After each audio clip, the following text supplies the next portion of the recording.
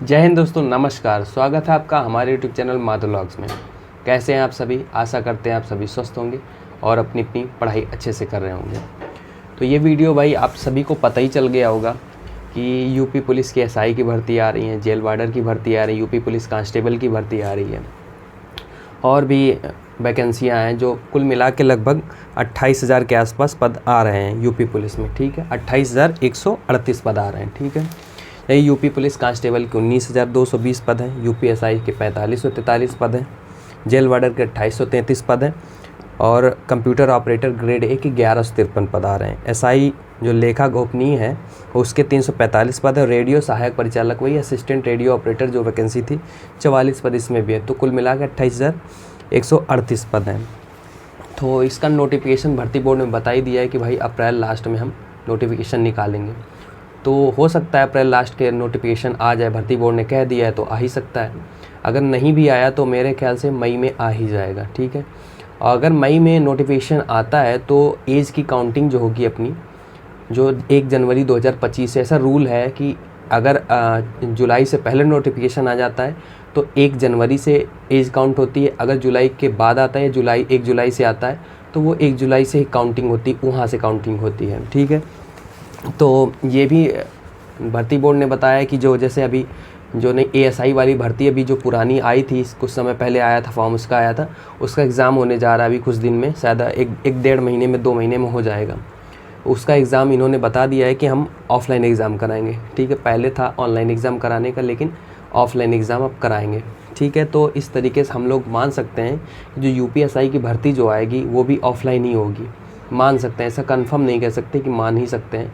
ठीक, और UP police constable की भर्ती तो जानते ही आप ऑफलाइन ही होती है, अभी ऑफलाइन ही कराया इन्होंने एग्ज़ाम। तो ऑफलाइन जो एग्ज़ाम जो इस बार हुआ था बहुत अच्छी तरीके से, बहुत निष्पक्ष तरीके से, हम लोग ये मान सकते हैं कि बहुत निष्पक्ष तरीके से अच्छे से एग्ज़ाम हुआ है। और कट-ऑफ जो है, कट-ऑफ भाई हाई जाने का एक ही रीज़न मान सकते हैं कि जो इतना भर्ती में जो टाइम मिला रनिंग का, ये सब चीज़ों का, वो सब चीज़ें मान सकते हैं। कुछ बच्चे पहले जो पहला वाला एग्ज़ाम हुआ था फिर कैंसिल हुआ, फिर कुछ बच्चों ने पढ़ाई और अच्छे से स्टार्ट कर दी, इस वजह से भी मान सकते हैं। ठीक है, तो अब जो आने वाले एग्ज़ाम हैं हम उनके लिए बता दें कि भाई अगर इसी प्रकार जैसे ये जो यूपी पुलिस कांस्टेबल का एग्ज़ाम हुआ है, अगर इस तरीके से एग्ज़ाम होगा तो जाहिर सी बात है 75% अगर आप मार्क्स ले आते हैं किसी भी एग्ज़ाम में तो आप सेफ मान लीजिएगा। ये मैं यूपी पुलिस के बिहाफ पे कह रहा हूँ, कांस्टेबल के बिहाफ पे। अगर रेडियो ऑपरेटर जैसे हो गया, assistant radio operator, head operator जैसे हो गया तो फिर भगवान ही मालिक, वो ऊपर वाला जाने क्या हो सकता है। ठीक है, टेंडर की बात है, टेंडर तो इनको देना नहीं है भाई, टेंडर क्योंकि इनके पास पहले से ही है। जो भर्ती बोर्ड ये कांस्टेबल वाला जिसने पेपर करा अभी यही एग्ज़ाम कराएगी।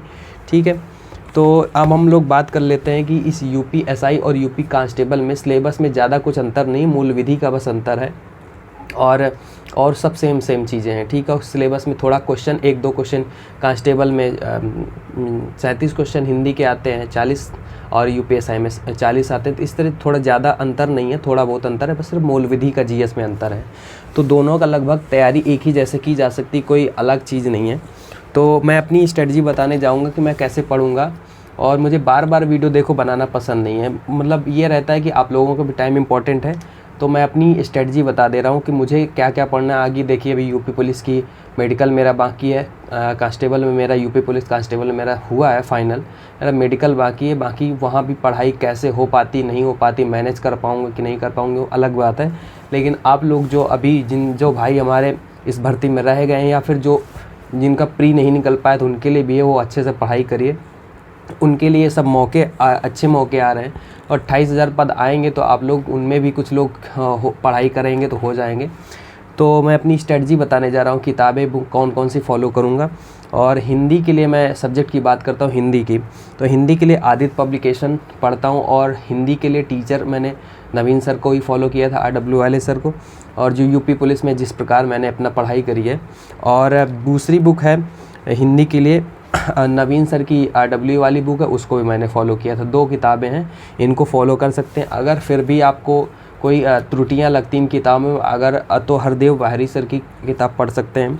ठीक है, मैथ के लिए जो है आदित्य रंजन सर, गगन सर और राकेश सर, या फिर आप जिनसे भी पढ़ते हो उनसे फॉलो कर सकते। साहिल सर भी बढ़िया पढ़ाते हैं, उनसे भी पढ़ सकते हैं, तो मैं तो वहाँ से पढ़ लीजिए, ठीक है। रीजनिंग के लिए मैं 2 ही टीचर फॉलो करता हूँ, या तो अरुण सर या तो पीयूष सर रीजनिंग के लिए। और रीजनिंग के लिए सिर्फ और सिर्फ प्रैक्टिस, मेरे ख्याल से अगर आपने कॉन्सेप्ट पहले पढ़ रखे हैं तो सिर्फ और सिर्फ आपको प्रैक्टिस करनी है प्रीवियस ईयर की, ठीक है।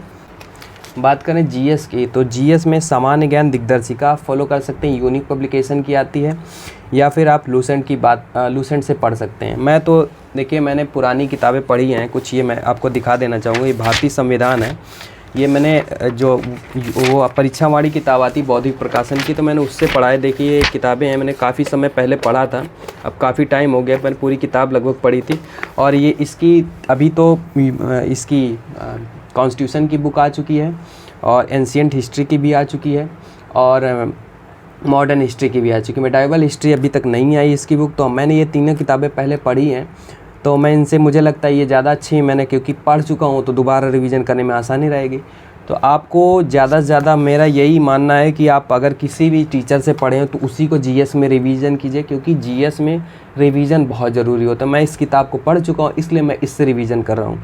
और अगर आपको लगता है, जो मैंने ये 2 किताबें ऊपर बताई, ये किताबें जो नए पढ़ने वाले हैं, जो नए भाई हमारे साथ तैयारी करेंगे, या जिन्होंने थोड़ा सा जिनकी वीक है जीएस, उनके लिए भी यही बता रहा हूँ कि सामान्य ज्ञान दिग्दर्शिका यूनिक पब्लिकेशन की बहुत अच्छी किताब है।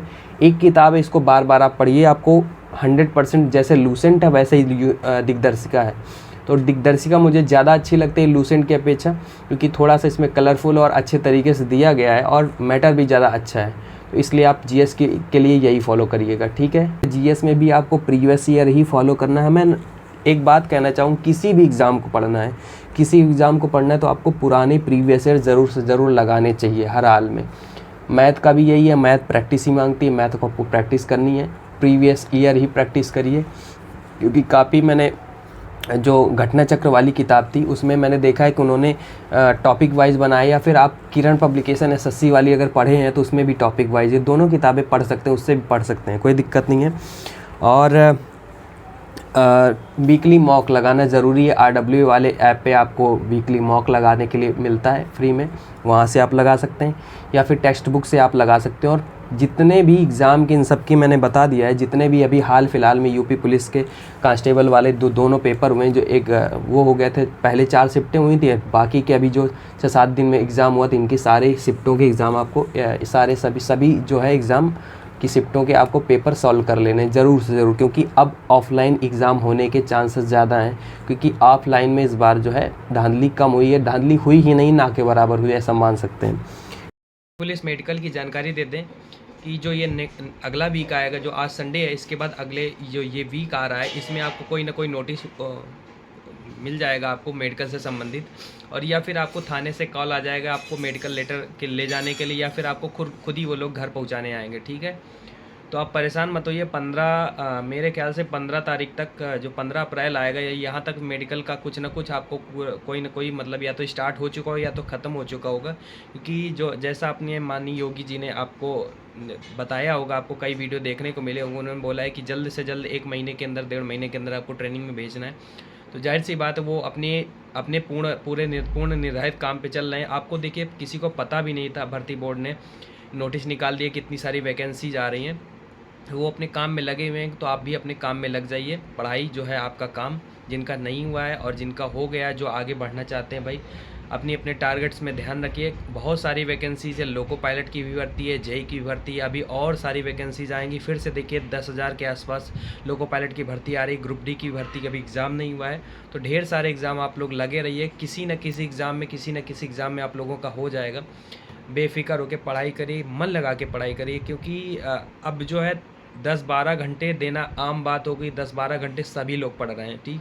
तो आप 10-12 घंटे पढ़ना स्टार्ट करिए, और कंसंट्रेट होके फ़ोन चलाइए, कंसंट्रेशन रख के, क्योंकि ये फ़ोन जो है ना बहुत डाइवर्ट करता है दिमाग। मेन चीज़ लोग जैसे कोई नोटिफिकेशन आया आप लोग देखने लग जाते हैं। तो आप लोग उन चैनल्स को सब्सक्राइब कीजिए जिनसे आपको एक्चुअल में जो नीड जानकारी होती है, जो फालतू की बकवास करने चले आते हैं उनसे मत कांटेक्ट रखिए, वो वीडियोस मत देखिए, मत आप पढ़ने से संबंधित आप देखिए। क्योंकि जो जो इस टाइम पे सरकारी नौकरी की तैयारी कर रहे हैं भाई, उन लोगों के लिए इतना ज़्यादा टाइम नहीं होता कि आपको फिजूल खर्ची टाइम करें, ठीक है। तो आप लोग अपना अपना देख लीजिए भाई, मेरी यही सलाह है भाई। आप लोग छोटा भाई बड़ा भाई जो भी मान लीजिए, उस हिसाब से सलाह दे रहा हूँ आपको। अगर अच्छी लगे तो भैया हमारे वीडियो को लाइक कीजिएगा, और ना अच्छी लगे तो भैया जो आपकी इच्छा हो, आप जो उल्टे सीधे कमेंट करना हो कमेंट कर दीजिएगा। क्योंकि पिछले वीडियो में जब एक बार मैंने प्री मेडिकल कराने गया था तो उस समय यूपी पुलिस का रिजल्ट नहीं आया था। एक भाई ने कमेंट किया था, हमारे वो प्री मेडिकल वाला जो वीडियो डाला है, तो ये कमेंट किया था अभी रिजल्ट का था पता नहीं चल रही है प्री मेडिकल कराने। तो उन भाई के लिए ये बताना चाहूँगा कि भाई देखिए, एक बार जब आप पढ़ाई कर चुके होते हैं तो आपको पहले से पता होता है आपका रिज़ल्ट क्या होने वाला है, ठीक है। कॉन्फिडेंस होता है। तो मुझे भी अपना कॉन्फिडेंस था कि मैं अपना मेडिकल कराऊँ जाके, मेरा हो जाएगा। क्योंकि ये था कि अपनी जो है जो पढ़ाई जो है इतने दिन से दे रहे हो पढ़ते पढ़ते, उसका कुछ ना कुछ तो बेनिफिट मिलता है, कभी ना कभी तो साथ देते हैं।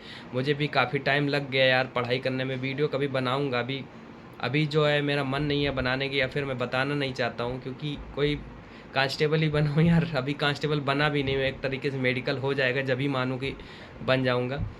बाकी ज़्यादा ज्ञान देना लोगों के लिए लगता है कि ज़्यादा ज्ञान फेंक रहा भाई। स्ट्रगल एक दिन में सफलता नहीं मिलती है, लेकिन एक दिन ज़रूर मिलती है। लग जाता है किसी किसी को भाई, साल 2 साल में मिल जाता है। या फिर आपका टाइम अच्छा होता है, आपके समय में भर्ती आ गई तो आपने साल 2 साल में नौकरी पा ली। उनसे भी पूछे जो 2019 के बाद से 18-19 के बाद से वेट कर रहे हैं भाई कब आए कांस्टेबल की भर्ती, एसआई की भर्ती कब आए 21 के बाद से, तो उनके बारे में भी सोचा करिए। और वैकेंसी जो भी आती हैं फाइनल कितनी होती हैं अच्छे से ये भी आप लोग जानिए। तो मैं समझ सकता हूँ भाई उन लोगों का दर्द, मैंने भी झेला है। मुझे भी काफ़ी टाइम से 7 साल हो गया पढ़ते पढ़ते, 2 साल तो कोरोना ने जानते ही कैसे ऐसी तैसी सबकी करी है। तो सब चीज़ें देख के यार लगता है कि यार कितने एग्ज़ाम देते हैं आप, किसी में असफलता मिलती है, किसी में आप पॉइंटों से अटक जाते हैं, किसी में लास्ट में जाके अटक जाते हैं। तो ये सब चीज़ें, किसी का प्री निकला मेंस नहीं निकला, ये सब जीवन जो है विद्यार्थी जीवन का संघर्ष यही है। और एक 10x10 के कमरे में भैया बैठ के कैसे पढ़ाई करते हैं, क्या दिन रात घर वाले ताने, रिश्तेदारों के ताने, फलाने का लड़का हो गया, ढिकाने का लड़का हो गया, तुम्हारा नहीं हो पाया। ये सब जो टॉर्चर होता है ना, ये सबको झेलना पड़ता है भाई। हमने भी झेला है, हमारे साथ भी समस्याएं ऐसी आई है कि कोई कहता है कि कुछ नहीं हो पाएगा, इससे नहीं हो पाएगा, कोई कहता है कि ये इधर उधर करता रहता है। यही सब कमेंट जो है आपके घर तक या फिर आपके कानों तक पहुंचती रहती हैं। तो आप लोग परेशान मत हुआ करिए भाई, पढ़ते रहिए, ये सब चीज़ें होती रहती हैं, लाइफ है ये इस टाइप के। और पढ़ेंगे तो जाहिर सी बात है कभी जो पढ़ाई आपकी बेकार नहीं जाती। बस आपने दिमाग से अच्छे से पढ़ाई की और दिल लगा के पढ़ाई किया हो। पढ़ाई के साथ साथ मेरा यही मानना है कि भटकाव ना करिए। मेरा थोड़ा सा भटकाव ज़्यादा रहा है, इस वजह से भी मुझे टाइम लगा है। क्योंकि मैंने एक एग्ज़ाम पे फोकस नहीं किया है, काफ़ी एग्ज़ाम कभी इधर कभी उधर। ये एग्ज़ाम ने एक टाइम पे एसएससी में बहुत फोकस किया है। पहले पुरानी वीडियो में अपना डाला भी था, पुराने क्या क्या मैंने एसएससी में किया है। काफ़ी मेरी इंग्लिश वीक थी, इस वजह से मैंने उधर से छोड़ दिया।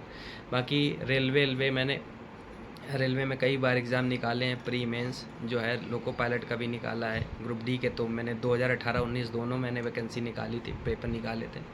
और भी एग्ज़ाम है, तो ऐसे नहीं निकलता भाई, जब आप पढ़े होते हैं तभी निकलते। फाइनल नहीं हुआ वो अलग बात है, कांस्टेबल ही बनना है, इसका मुझे कोई दुख नहीं है, रिग्रेट नहीं है। कांस्टेबल अभी कांस्टेबल से मेरी संतुष्टि नहीं, अभी और जीवन का संघर्ष, जब तक मैं वहाँ तक नहीं पहुँचूँगा तब तक मेरा संघर्ष जारी रहेगा। किताबें कलम तभी बंद होंगी जब मैं अपनी जो है ग्रेड पे और चेंज करूँगा। वही है कि जो ग्रेजुएशन लेवल की जॉब एक होती है ना, वहीं पहुँचना है। बस आप समझ जाइएगा कौन सी ग्रेड पे में आती ग्रेजुएशन लेवल की जॉब। यहाँ से उठ के जाना है और ऊपर पहुँचना है, ठीक है। यही सबका टारगेट होना चाहिए भैया। अगर आपको वीडियो हमारा पसंद आता है तो हमारे वीडियो को लाइक कीजिए और हमारे चैनल माधव व्लॉग्स को सब्सक्राइब कीजिए। थैंक यू मेरे दोस्तों।